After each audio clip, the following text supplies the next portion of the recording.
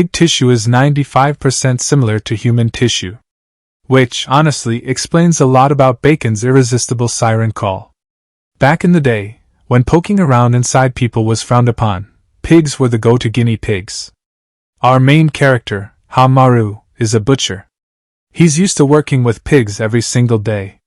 His boss, however, was a massive muscular dude who was getting seriously insecure that the new guy might be better than him. The boss decided to pull a classic intimidation move. He swung an axe, burying it in the wall right behind Maru's head. "You think you can replace me?" he growled, flexing probably. "A butcher with 5 years of experience?" Maru didn't even flinch. He was so used to this guy's performance. The manager, Hong Jun-ho, started his usual song and dance, fake apologizing for having to sell the meat. Maru just focused on his work, but Hong couldn't help himself. He had to fumble the guy again, praising his knife skills after only a year on the job.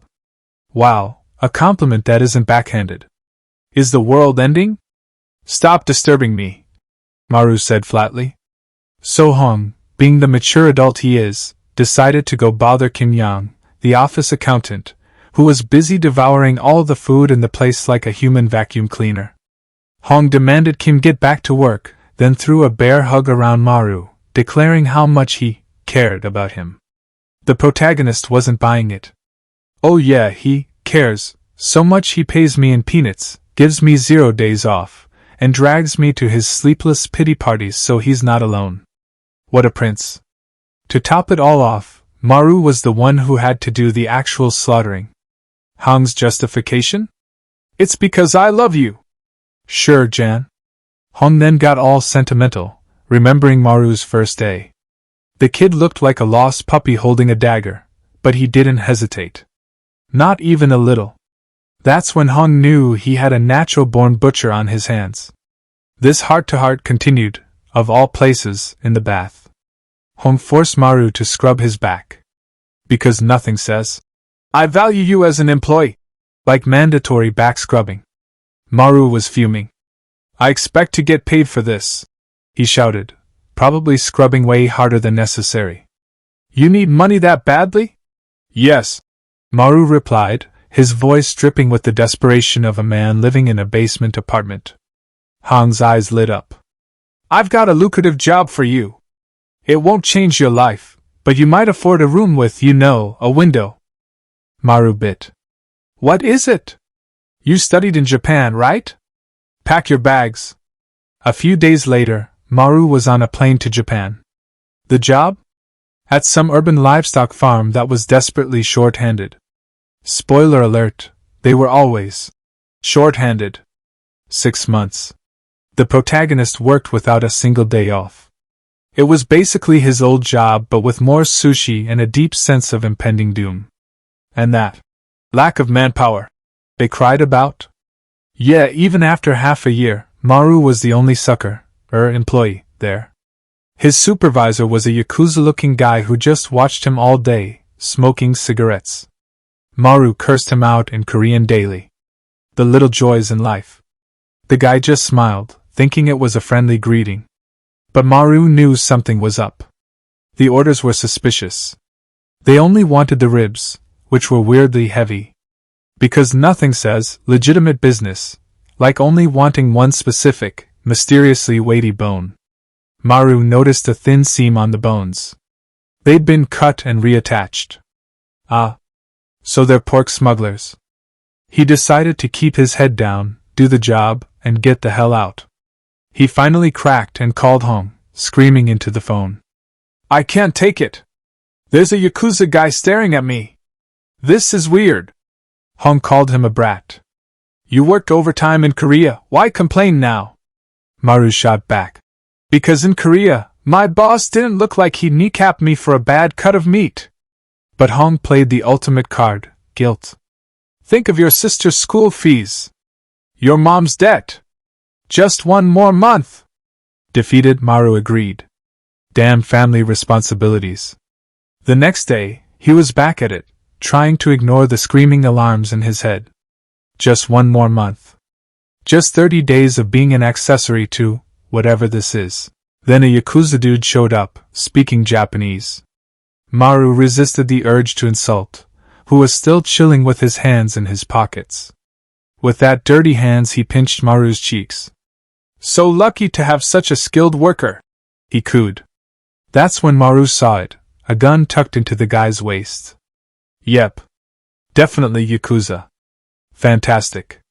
The original watchman said he was leaving early for his girlfriend's birthday, and his little brother was taking over. The little brother turned out to be another fully grown, intimidating man.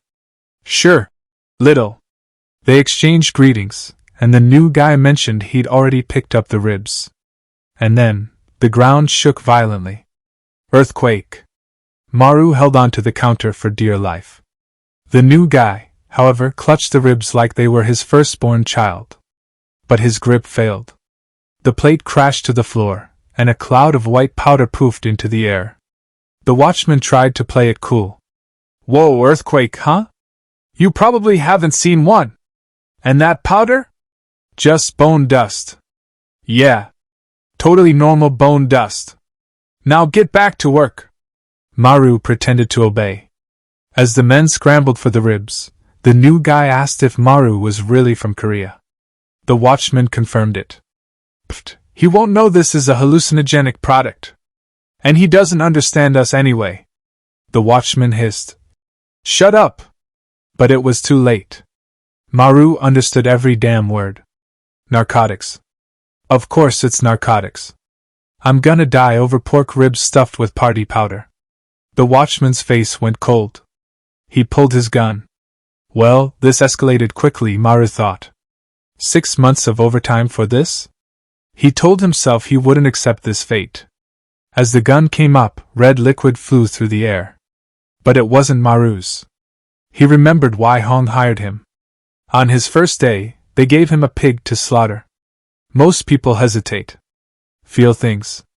Not Maru. He just did it. And now, faced with a human threat, his brain didn't see a man. It saw a problem. A pig with a gun. His blade moved on instinct, slicing the watchman's arm. The man screamed and dropped, and Maru just stared. Find the path. Avoid the bone, cut the fat. The new guy went berserk, slamming Maru against the wall and punching him repeatedly. You ruined everything! He was going to propose today! Oh, great. So now I've also ruined a proposal. My bad. Maru was getting pulverized. The guy choked him, and Maru started to see stars. Then, a flashback, Hong's voice. A great butcher finds the path, by instinct. With his last bit of strength, Maru found the path. He drove his blade up and under the man's ribs, moving like he was cutting through a particularly tough piece of pork belly. As the man fell, one thought crystallized in Maru's pounding head, well, damn. I really was born to be a butcher. The newcomer's heavy body crashed down on top of him like a sack of particularly dead potatoes. With a grunt, Maru shoved the dead weight off and just lay there, paralyzed. Holy crap. I just turned a guy into a human pincushion. He started muttering to himself, a frantic, low-energy chant. Self-defense. It was self-defense. Totally self-defense. But his brain, already working overtime, supplied the helpful counterpoint, yeah, and the cops will love the story of the Korean butcher who turned 2 Yakuza goons into deli meat. Turning yourself in is not an option, genius. An idea, desperate and stupid, flickered to life. Fire. Just burn the whole place down. Problem solved. It was a terrible plan, and he was just about to commit to it when the door burst open. Oh, come on! Bullets started flying. Maru hit the deck, then scrambled on all fours like a startled crab, diving for cover. His pursuer chased him straight into the giant walk-in freezer. The door slammed shut behind them. A dead end. Literally a meat locker. How fitting. It's the end of the butcher. Silence. Just the hum of the compressor and the creepy, glassy eyes of 100 hanging pig carcasses. The hitman walked slowly between them, playing a deadly game of hide-and-seek. Then he saw it, a boot peeking out from behind a particularly large ham. Aha! He fired without a second thought. Bang! It was a trap. The boot was just a boot stuck on a hook. Before the guy could process his epic fail, Maru shoved a line of pig carcasses right into him. The man lost his balance and went down hard on the icy floor. Maru swung his blade. It sank into the man's shoulder. The hitman just laughed, a pained, crazy sound. You should have aimed for the throat, butcher. He tried to raise his gun, but his finger wouldn't move. It just hung there. Thanks, Chief Hung, Maru thought, not exactly gratefully. He remembered the lesson, a specific bundle of nerves running from the spine to the forelimbs. Hit it just right, and everything just stops working. 95% the same as a pig. Who knew that creepy fact would actually save my life? He eliminated a total of 3 Yakuza members. 6 hours later in Korea. Maru stepped off the plane and took a deep breath of home. No Yakuza on my tail. I actually pulled it off. He'd torched the warehouse on his way out. Poof. No evidence, no problem. Time to get back to my normal, miserable, basement-dwelling life. He approached his house and paused. The lights were on. Huh. Mom and Sis are awake? He forced a smile, ready to play the returning hero. Hey! I'm home! And I brought money and... The words died in his throat. The place was destroyed. Furniture overturned, stuff everywhere. It looked like a tornado had had a bar fight in his living room. Mom? Maru? No answer. His foot kicked something. He looked down. It was a pork rib. With a very familiar, very suspicious seam. No. No, no, no. This can't be here. A smooth voice cut through the silence. Happy to be home? Maru spun around. A group of serious-looking men in cheap suits stood in his hallway. His blood ran cold. The Yakuza found me. They've got my family. The lead guy, a man with glasses, reached into his jacket. Maru braced for a gun. Instead, the man flashed a badge. Narcotics and Organized Crime Investigation Department. I'm Officer Han Tae-suk. You need to come with us. Maru's brain short-circuited. Cops? Why are cops in my wrecked house? I didn't do anything illegal.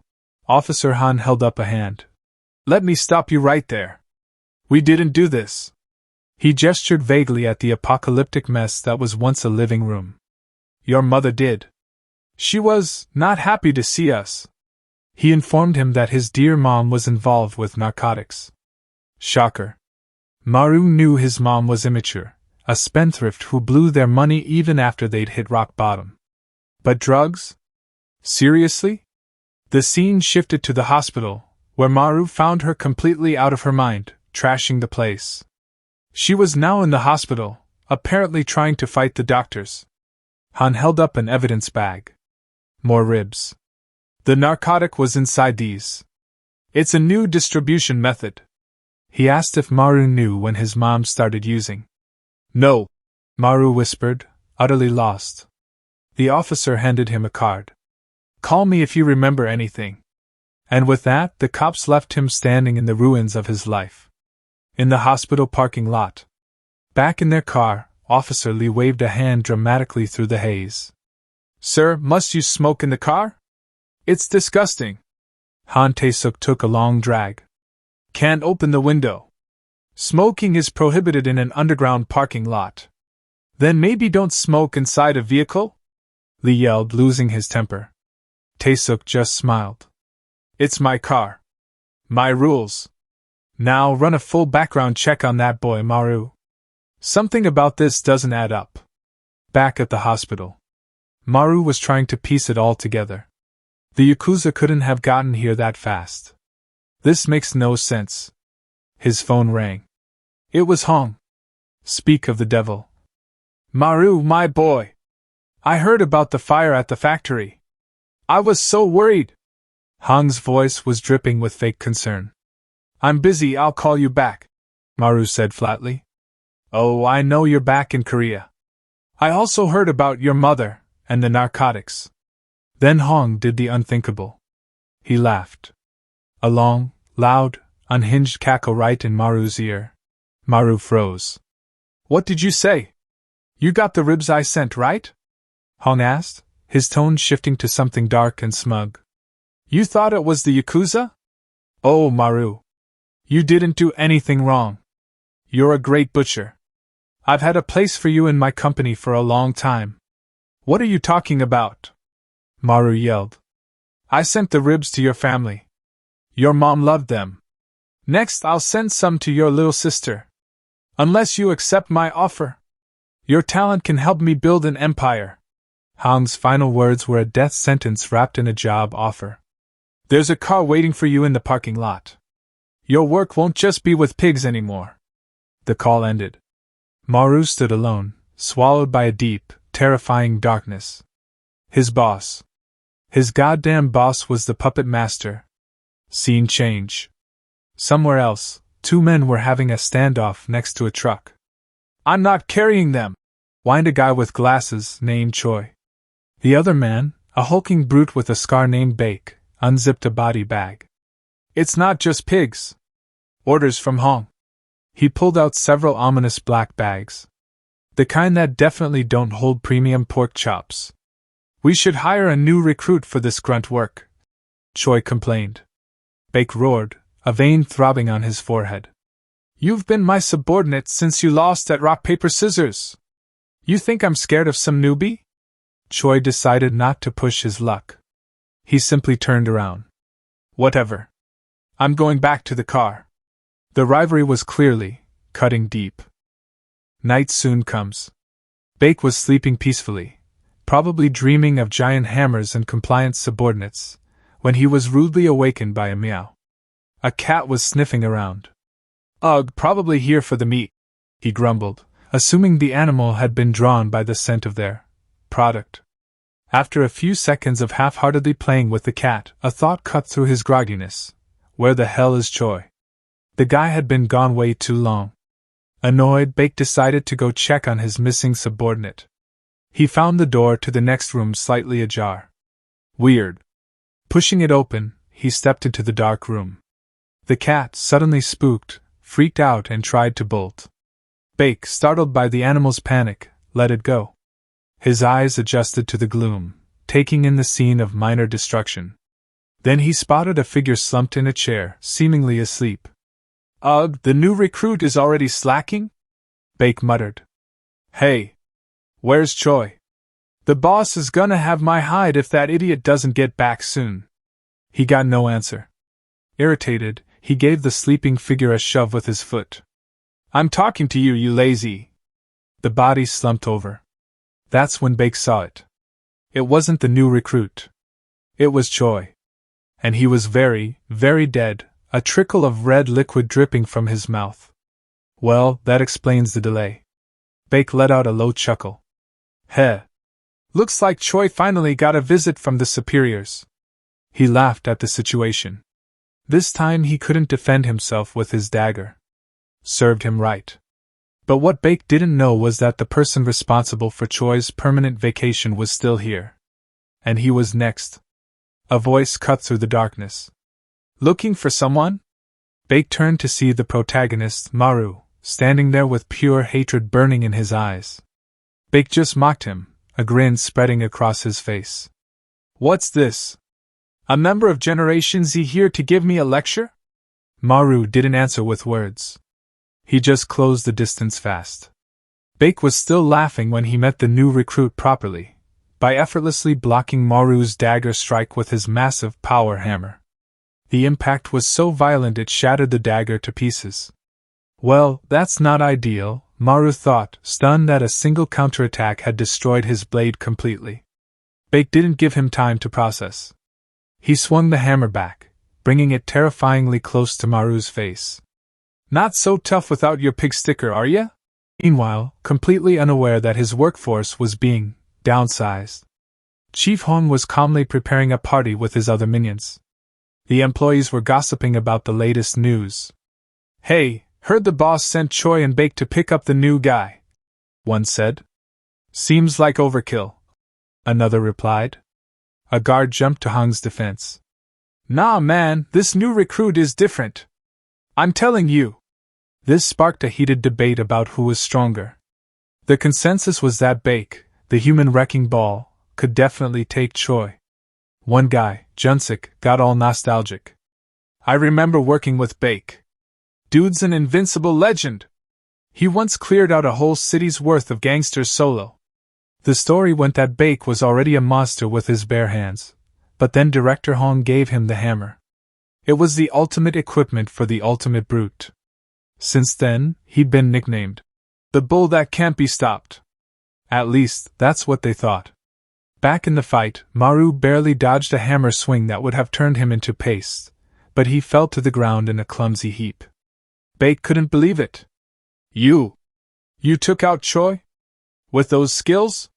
The disbelief turned into excitement. This would be more fun than he thought.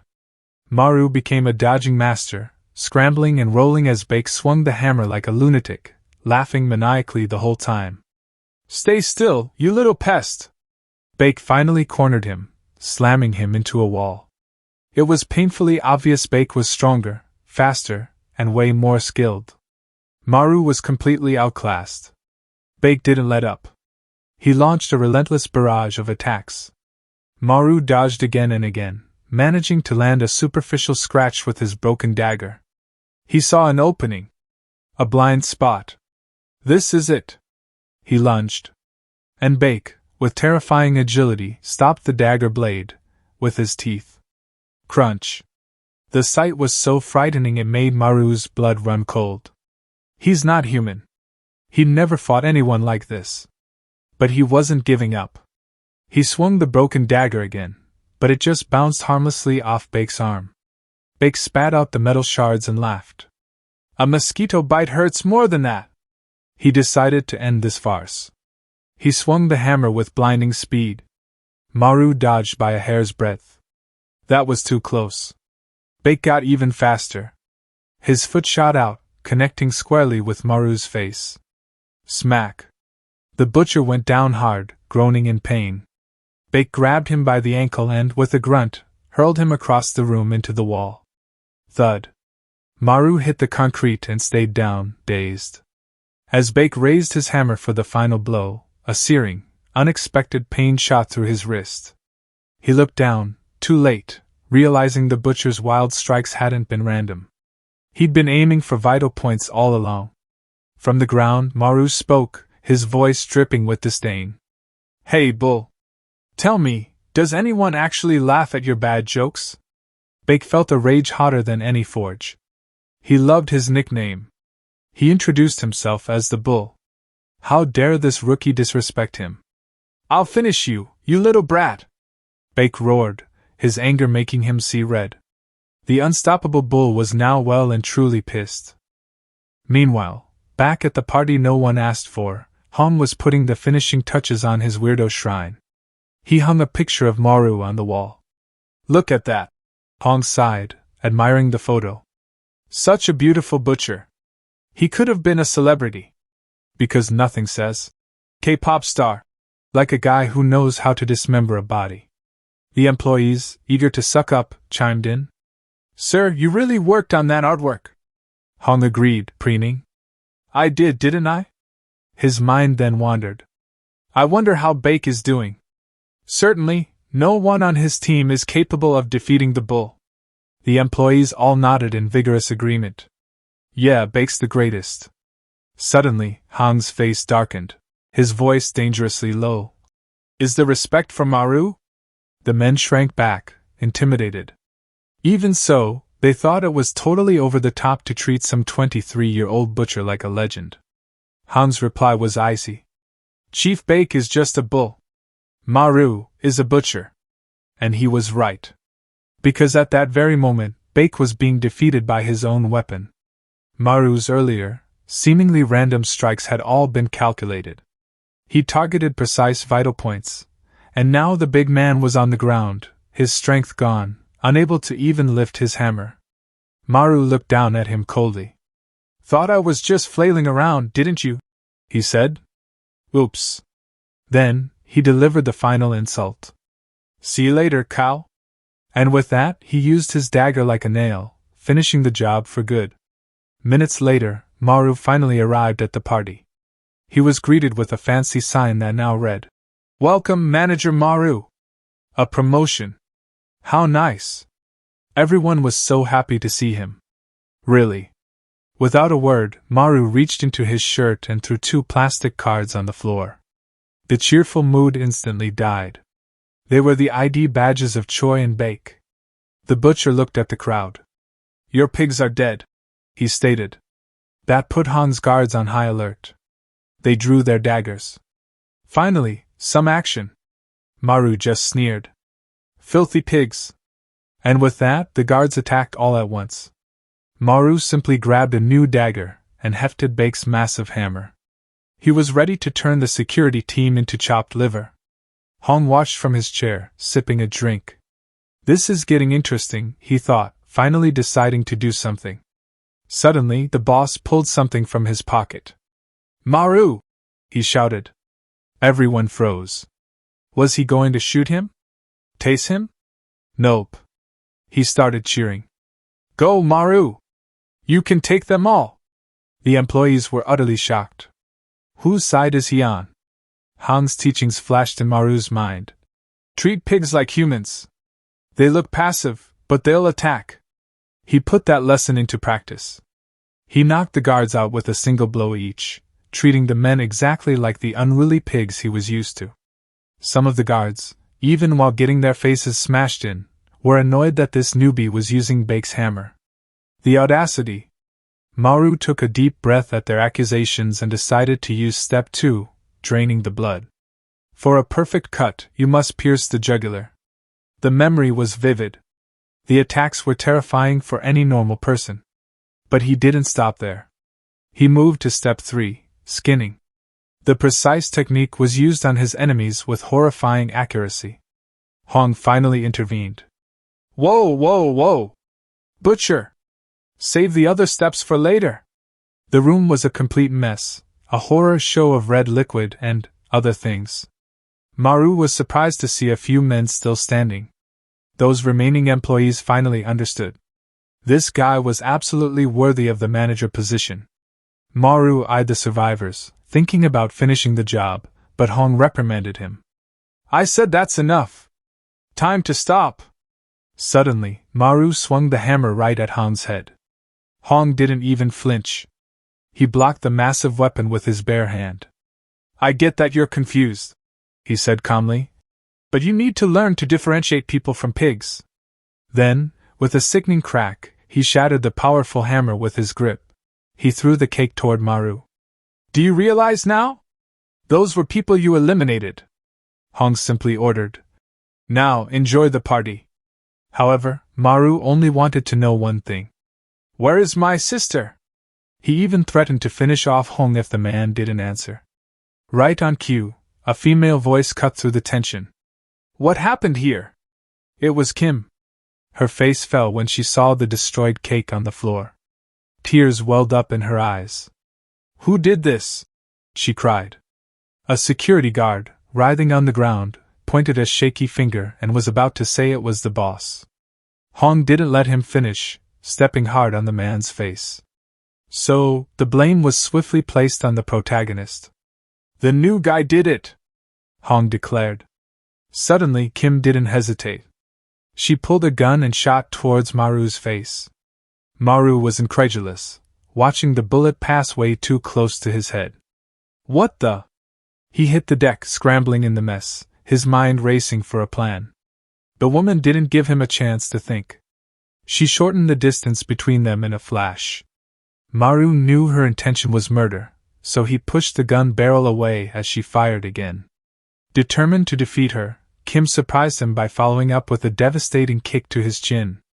Ow! The protagonist hadn't expected the accountant to fight so well with her hands. The girl simply sneered. "I'm going to teach you a lesson for destroying my cake." Hong chose that moment to yell a warning. "Be careful, Maru! This woman is the best thing North Korea has ever trained!" The warning was too late. At that moment, Maru was already dead in the crosshairs of Kim's gun.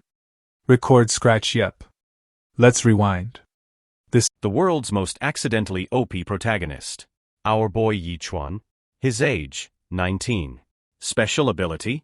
Pig vision. That's right folks, a certified psycho. Thanks to his dad's wonderful butcher bloodline, this poor schmuck sees every human as anthropomorphic pigs. Truly, the power of gods. While everyone else gets cool stuff like S-Class Slayer or Berserk skill, the gods looked at our boy and went best I can do is 50% off pork chops. Now let's talk power scaling, or should I say, complete absence of logic. While everyone else is out here summoning meteors and crushing the ranking, our hero is like I have knife. Now let's look in his love life. Su Lingxian literal goddess tier waifu material, childhood sweetheart who probably practiced writing Mrs. Yi in her notebooks, and our boy sees her as, what? A pig in a wig? Truly, the greatest tragedy. But hey, at least when she inevitably tries to murder him, he'll have that 50% damage reduction.